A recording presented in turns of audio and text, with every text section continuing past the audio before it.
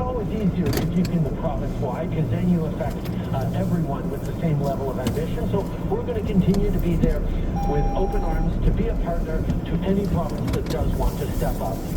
Prime Minister Justin Trudeau, before him Ontario Premier Doug Ford, some of the comments made over this week as the federal government continues to make a series of pre-budget announcements about what's going to be in the budget. A lot of them, the majority in fact, are focused on issues around housing, and they require provinces, if they want to access some of the new money that the feds are prepared to spend, to agree to a long list of requirements, and those provinces are pushing back, characterizing it as jurisdictional creep. Let's talk about how that's unfolding with the Daily Debrief panel. The Daily Debrief.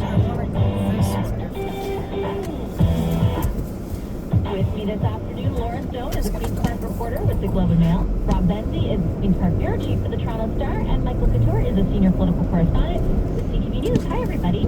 Hey guys. Happy Thursday. Rob, I'll start with you because I know both you and Laura have been covering Premier Ford. I mean, the cleavages between the provinces and the feds this week at the start of the week were about the carbon tax, and as the week progressed, became about housing and these announcements. Do you think it's a fight that the premiers want? I think that they don't mind the fight. I mean, Premier Ford certainly doesn't mind the fight, but you know what, actually, at the end of the day, Ontario has a $9.8 billion budget deficit, so if the feds are going to come forward with more money with strings attached, I'm sure that here at Queen's Park, the government will find a way to take that money. They may not, it may not come in the form that it's being presented right now by the Prime Minister. I mean, the big thing is Ford doesn't want fourplexes to be as of right across Ontario, even though triplexes already are as of right across Ontario, and big cities like Toronto already have fourplexes. But I think it's a political kind of wrangling fight. It's not, I don't think that it's the end of days or anything like that. Mike, your story is running right at the top of our website right now on this issue. I know you were covering it all day yesterday.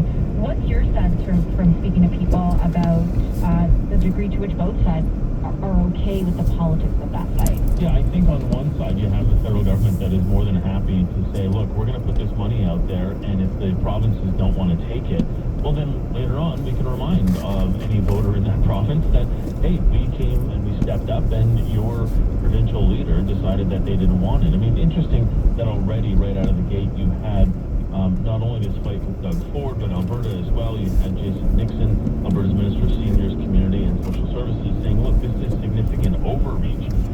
Look, the jurisdictional jousting is nothing new to federal and provincial politics, but for them to be fighting over it like this now, I think to Rob's point, every premier will have to face that question. Are we going to take the money just to get the homes built, or are we going to say, no, this is overreach? And I think it'll come to a certain point when the provinces may have to take the money, and I think the federal government understands that, and that's why they're doing a number of these announcements and saying, we'll work around you, no problem. We'll bypass the provinces and work with municipalities and make sure that there are incentives in there to make sure that the type of housing feds want get built does get built. It's good politics, I can see from the Fed's perspective, Laura, but it's a good policy to announce all these massive programs without any consultation among the provinces or even really among municipalities at this point?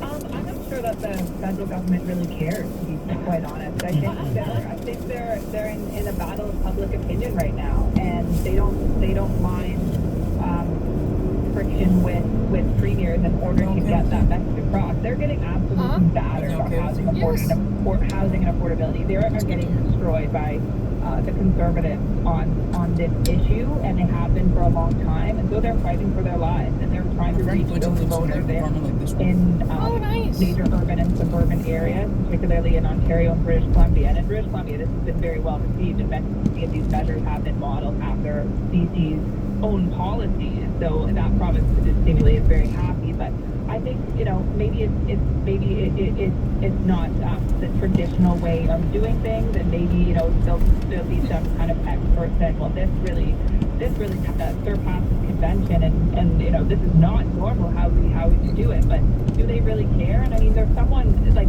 it is rich for Doug Ford to come out and criticize this so strongly as someone who does pretty much the same thing as Premier of this province, announcing things without consultation and kind of bulldozing his way through on many matters as well. So I think they're kind of two peas in a pod on this one. And while some provinces are apoplectic, like Alberta, Saskatchewan, and Quebec for that matter, Doug Ford is taking a pretty measured tone, even though he has been against the fourplexes across the province. He's saying he does want to work with the federal government. He's not going nuclear on them. So there does seem to be a ray of hope, certainly in Ontario, that something will be able to be worked out.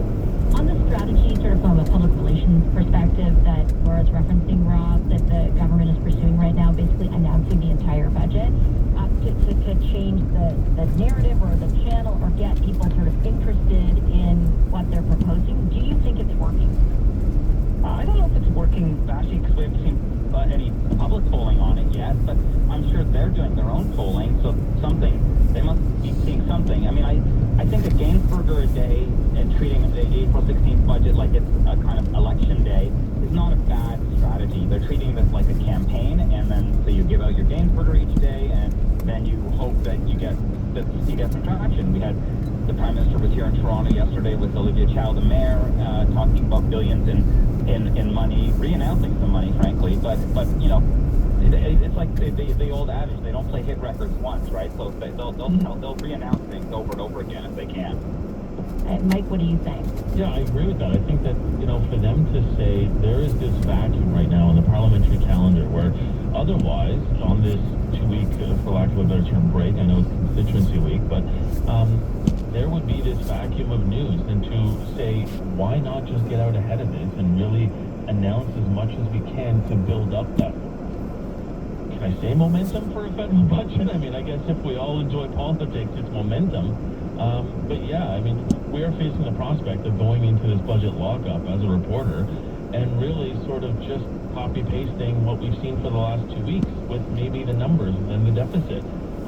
But I think in terms of trying to change convention and get Canadians on their side, it's to Laura's point. They've been clobbered on housing and affordability, and they needed to claw back. And this, I think, is the start of that process. And it's a far cry from August 2023, when the Prime Minister said, quote, housing isn't a primary federal responsibility.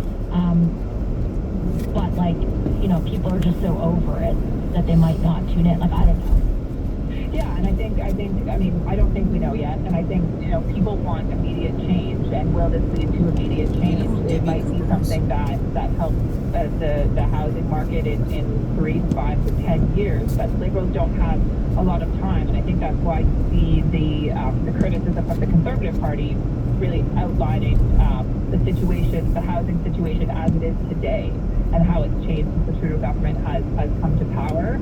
And I think people feel like it's an incredible uphill battle to enter the market, to remain in the market, to stay as a renter. And so they can announce all these policies which may sound good or promising on paper, but will my life change in the next 6 months to a year? I think that's the big question for the public.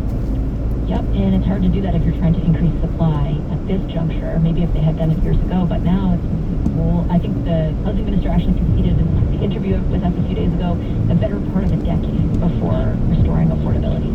I'll take a quick break. The Daily Debrief panel is sticking around. We're going to tackle the foreign interference inquiry and some shade the Prime Minister threw. Aaron O'Toole played back to back. Now, an update from the CJAD 800 Traffic Center. We do have snow and blowing snow in a lot of areas. Visibility may be an issue for you this afternoon. For the westbound side of the 10, we are dealing with an accident before on Route 30. The volume starting around the way station. Southbound 25, that has volume traffic to the tunnel. Also, the Victoria Bridge southbound currently closed. That's due to an earlier accident. Northbound Laurentian has some volume between the Met and Henri Bourassa.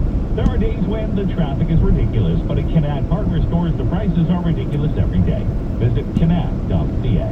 Let us know what you see on the roads. Call in your tips to Star 800. Your next report at 1:30. Back pain taking you out of your game? Arthritis, sciatica, and degenerative disc have taken your quality of life?